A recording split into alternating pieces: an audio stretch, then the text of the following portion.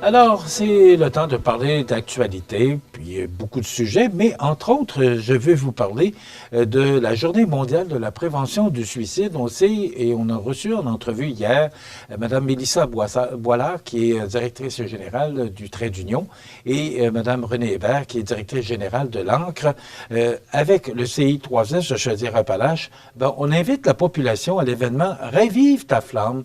Et ça a lieu aujourd'hui au pavillon communautaire Espace Citoyen de Montmagny. Donc, à compter de 10 heures là, et jusqu'à 19 heures à la salle François Prévost, il y aura des projections en continu du film documentaire Des vies à vivre. Donc, c'est autour du contenu des témoignages présentés dans le film documentaire Des vies à vivre que les organisateurs se sont mobilisés.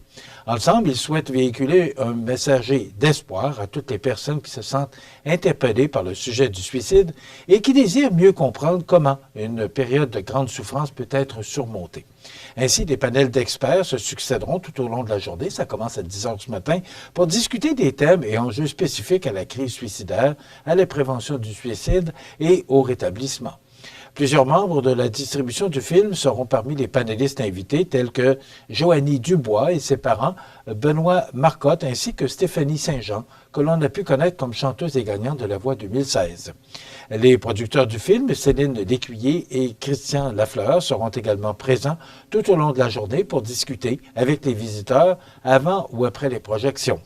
Des organismes œuvrant en santé mentale seront sur place pour présenter leurs services et disponibles pour répondre aux questions. Chacun des panels de discussion est orienté pour rejoindre une clientèle spécifique, mais la plupart seront accessibles à tous. Ainsi, le premier échange prévu à 10h30 s'adresse particulièrement aux intervenants des réseaux publics et communautaires. Il portera sur l'intervention et la trajectoire de crise. Et afin de permettre la participation des dirigeants d'entreprise, il y a un dîner d'organiser, c'est 20 $ par participant. Naturellement, il faut réserver. Là, ce que René nous disait hier, c'est pratiquement plein. Donc, si vous voulez avoir une petite place, dépêchez-vous. Si vous écoutez ou regardez cette émission, dépêchez-vous de le faire parce qu'il reste très peu de place. Il sera question, sur l'heure du dîner, de santé psychologique au travail. L'après-midi se poursuivra avec un panel portant sur le parcours de rétablissement des personnes ayant vécu la crise suicidaire. Il sera suivi d'un atelier de discussion animé par Trait d'Union et dédié aux personnes vivant d'une problématique de santé mentale. Enfin, les membres de l'entourage proche aidant auront également une période d'échange qui leur sera réservée au moment du souper, 20 $ également sur réservation. La journée se terminera avec une dernière projection du film à 19 heures, suivie d'une courte période d'échange avec les producteurs et la distribution. Donc, c'est toute une journée organisée aujourd'hui dans le cadre de la Journée mondiale de prévention du suicide. C'est à tous les 10 septembre et le mois de septembre est dédié à la prévention du suicide. Maintenant, dans les grands titres de l'actualité sur la scène locale et régionale, un atelier d'écriture visant à promouvoir la langue française se déroulera à la bibliothèque de Saint-Jean-Port-Joli. Alors, c'est la Fédération québécoise des municipalités, FQM, en partenariat avec la Bibliothèque et Archives nationales du Québec, qui dévoilait récemment la programmation de la 3e année de lettres attachées, un projet unique d'atelier d'écriture visant à promouvoir et à mettre en valeur la langue française.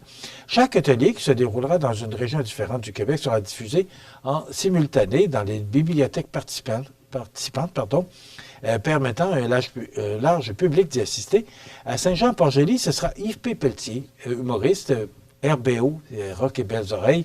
Donc, c'est lui qui animera pour la bibliothèque Marie-Bonenfant de Saint-Jean-Port-Joli. Donc, c'est une belle activité qui est organisée. C'est à chaque année. Donc, bravo à la bibliothèque de Montmagny pour sa participation à ce bel événement.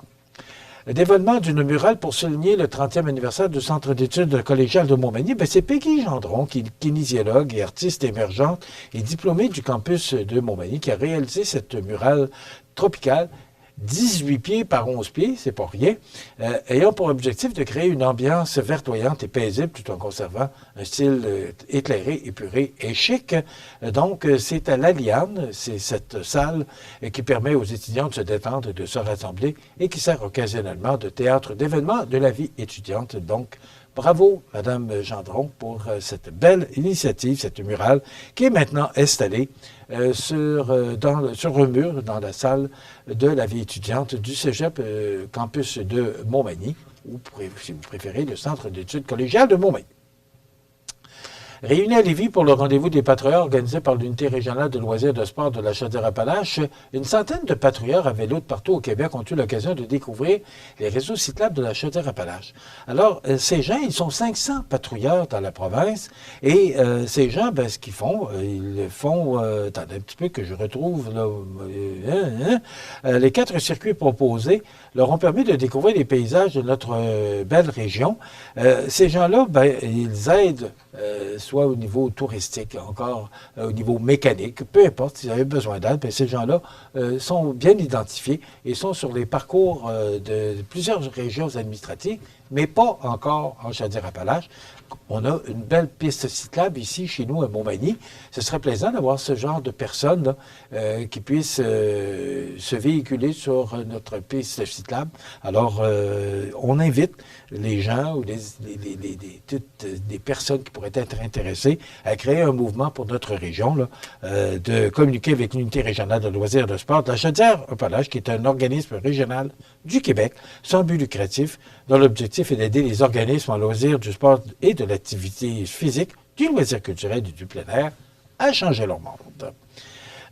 Il va y avoir un nouvel événement qui va se passer dans le cadre du reprenariat. C'est que, vous savez, il y a de plus en plus de difficultés aux entrepreneurs de pouvoir se retirer, pouvoir trouver la relève entrepreneuriale. Je pense que c'est le titre officiel, mais on appelle ça également du reprenariat. C'est que les gens qui pourraient être intéressés à acheter des entreprises, ils peuvent aller à cet événement-là qui aura lieu le 18, la date limite est le 18 septembre. Ça va avoir lieu le 26 septembre. D'ailleurs, Sylvain Thibouteau, qui est responsable du secteur économique de l'Université de Lillet, viendra nous en parler vendredi.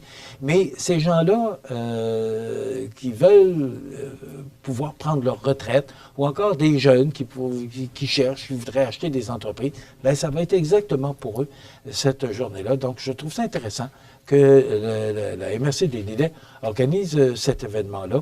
Et grâce au soutien financier de Desjardins Entreprises, Financière Sun Life, Mallette et CAE Montmagny, cet événement-là peut se tenir. Donc, bravo pour cette belle organisation. Et le Toiture pour le mieux, Promutuelle d'assurance, qui s'en va en finale, et ce sera contre le CRSA Baseball Senior 2B, qui a triomphé en 7 parties contre le Polycor de Sainte-Marie. Donc, les 2 premiers matchs auront lieu à Québec les 11 et 13 septembre prochains, et les matchs à Montmagny auront lieu les 20 et 22 septembre à Montmagny. Si possible, si nécessaire, il y aura des matchs le 25 septembre à Québec et le 27 septembre à Montmagny, si jamais on allait plus loin. Maintenant, si on regarde un peu ce qui se passe dans l'actualité, vous savez, hier, on parlait avec le premier ministre, en compagnie du ministre de l'Éducation, où voulait implanter plus de discipline dans les écoles, si je peux prendre le terme discipline, là, pour les étudiants qui sont violents ou les étudiants qui sont irrespectueux envers tout le personnel, là, autant enseignants que de soutien, peu importe. Hier, 3 élèves qui ont été suspendus à Lévis. Une ado aurait été gravement blessée après une bagarre. C'est dans le Journal de Québec ce matin. 3 élèves de 2 écoles secondaires de Lévis ont été suspendus dans la foulée d'une bataille lors de laquelle une adolescente de 14 ans aurait été sérieusement blessée. Donc, la bagarre se serait déroulée mercredi dernier sur le terrain d'un aréna près de l'école secondaire Champagnat à Lévis. Donc, ça donne l'exemple qu'il peut y avoir de la violence ou encore de l'irrespect, du non-respect, je pense que c'est peut-être plus français de le dire de même, dans certaines écoles. Et on veut intervenir au niveau du gouvernement. On ne peut pas être en désaccord avec ça, mais je trouve ça important qu'on puisse le faire. On avait, nous, dans notre temps, je vous parle souvent de mon temps, là, parce qu'hier, je vous parlais de la chaleur dans les écoles, mais je pourrais vous dire que dans le temps, le professeur ou la professeure, c'était madame ou monsieur, et c'était vous. Alors, c'est comme ça que ça se passait. J'ai terminé mes études à Montmagny en 1974, avec l'arrivée de la nouvelle polyvalente. Il y avait 3500 étudiants à ce moment-là, alors qu'il y avait l'externat classique, il y avait le couvent, il y avait également l'école Notre-Dame qui était située à l'école Cazot pour les gens qui s'en souviennent. Alors, il y avait un paquet de petites écoles là, autour pour être capable de combler les besoins étudiants. Et quand la polyvalente est arrivée, on était 3500 étudiants. Je peux vous dire qu'il y avait beaucoup de monde là-dedans. Il faisait chaud, puis on a passé au travers. Alors, et probablement qu'il y a beaucoup de gens qui nous regardent aujourd'hui, qui se souviennent de ces temps-là. Aujourd'hui, bien, heureusement, on a des écoles secondaires à Saint-Paul, à Saint-Pamphile également, Bon Pasteur à Lillet. Donc, ces écoles nous permettent maintenant de mieux ventiler, de mieux organiser la clientèle étudiante à l'intérieur de nos écoles secondaires. Et bravo pour ce travail qui a été effectué au fil des ans.